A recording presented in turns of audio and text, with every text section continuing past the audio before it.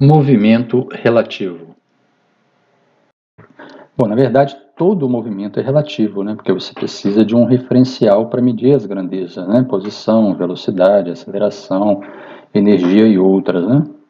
Então, quando eu falo em movimento relativo, aqui eu estou estudando a possibilidade de medir essas grandezas em um outro referencial, ou seja, mudar de referencial e saber quais os valores dessas grandezas nesse outro referencial, porque toda vez que eu mudo de referencial, o valor da grandeza pode mudar também. Então você pode entender que esse referencial A está fixo numa estrada, por exemplo, estrada com direção X.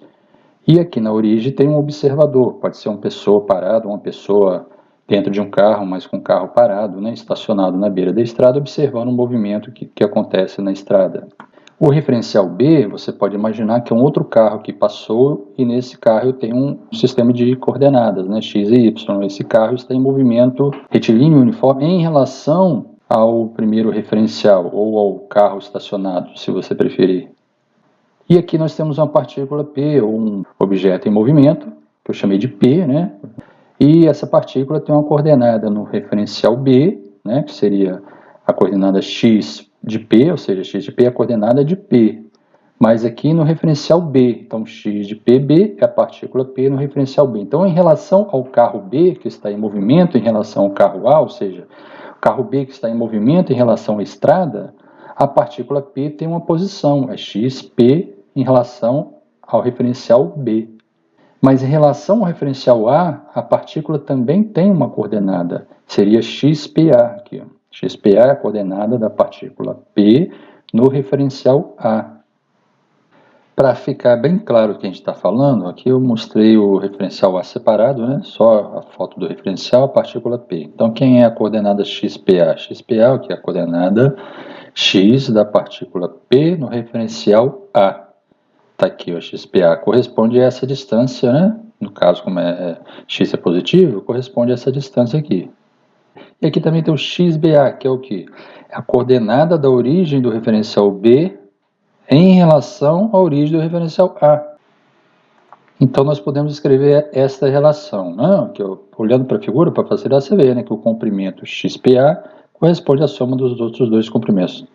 Está aqui, ó, XPA é igual a XPB mais XBA. Só lembrando, né, que P se refere à partícula P, A ao referencial A e B ao referencial B.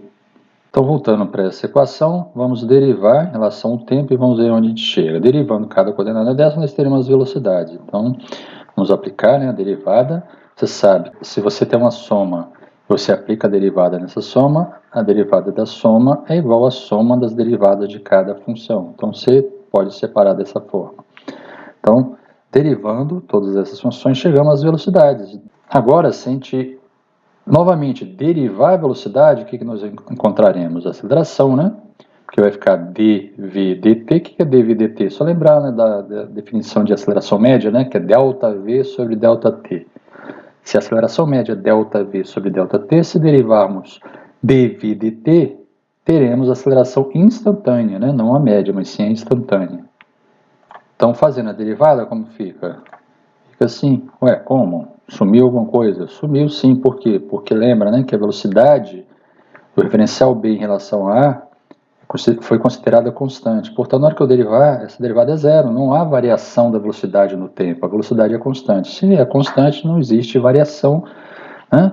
E na hora que eu derivo, então vai dar a variação igual a zero, então desaparece. Então fica simplesmente que a aceleração da partícula em relação ao referencial A é igual à aceleração da partícula em relação ao referencial B.